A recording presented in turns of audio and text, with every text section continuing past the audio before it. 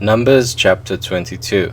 Then the Israelites traveled to the plains of Moab and camped along the Jordan across from Jericho. Now Balak son of Zippor saw all that Israel had done to the Amorites, and Moab was terrified because there were so many people. Indeed, Moab was filled with dread because of the Israelites. The Moabites said to the elders of Midian, "This horde is going to lick up everything around us, as an ox licks up the grass of the field." So Balak son of Zippor, who was king of Moab at that time, sent messengers to summon Balaam son of Beor, who was at Pethor near the Euphrates River in his native land. Balak said, "A people has come out of Egypt. They cover the face of the land and have settled next to me. Now come and put a curse on these people, because they are too powerful for me. Perhaps then I will be able to defeat them and drive them out of the land. For I know that whoever you bless is blessed, and whoever you curse is cursed." The elders of Moab and Midian left, taking with them the fee for divination.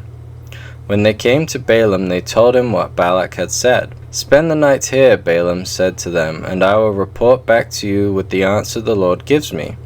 So the Moabite officials stayed with him. God came to Balaam and asked, "Who are these men with you?" Balaam said to God, "Balak son of Zippor, king of Moab, sent me this message. A people that has come out of Egypt covers the face of the land. Now come and put a curse on them for me. Perhaps then I will be able to fight them and drive them away." But God said to Balaam, "Do not go with them. You must not put a curse on those people, because they are blessed." The next morning Balaam got up and said to Balak's officials, "Go back to your own country, for the Lord has refused to let me go with you."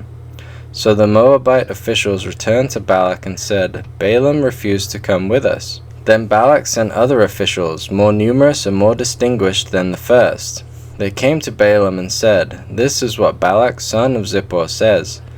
Do not let anything keep you from coming to me, because I will reward you handsomely and do whatever you say. Come and put a curse on these people for me." But Balaam answered them, "Even if Balak gave me all the silver and gold in his palace, I could not do anything great or small to go beyond the command of the Lord my God.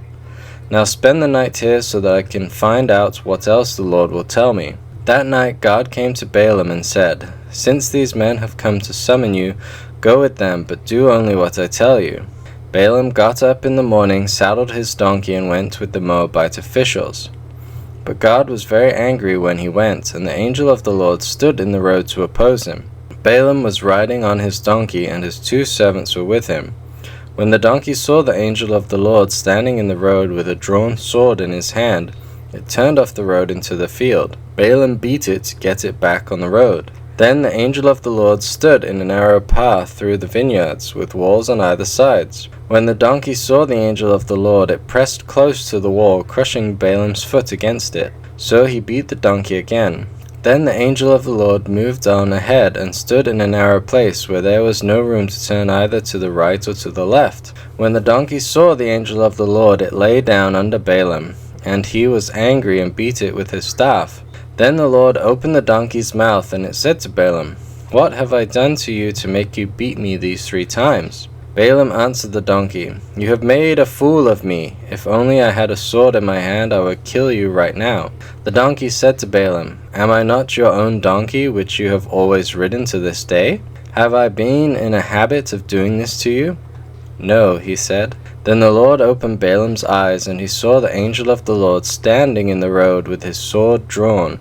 So he bowed low and fell face down. The angel of the Lord asked him, "Why have you beaten your donkey these 3 times? I have come here to oppose you because your path is a reckless one before me. The donkey saw me and turned away from me these 3 times. If it had not turned away, I would certainly have killed you by now, but I would have spared it." Balaam said to the angel of the Lord, "I have sinned. I did not realize you were standing in the road to oppose me. Now if you are displeased, I will go back." The angel of the Lord said to Balaam, "Go with the men, but speak only what I tell you." So Balaam went with Balak's officials. When Balak heard that Balaam was coming, he went out to meet him at the Moabite town on the Arnon border, at the edge of his territory. Balak said to Balaam, "Did I not send you an urgent summons? Why didn't you come to me? Am I really not able to reward you?"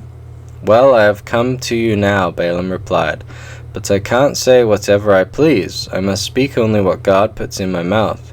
Then Balaam went with Balak to Kiriath-Huzoth.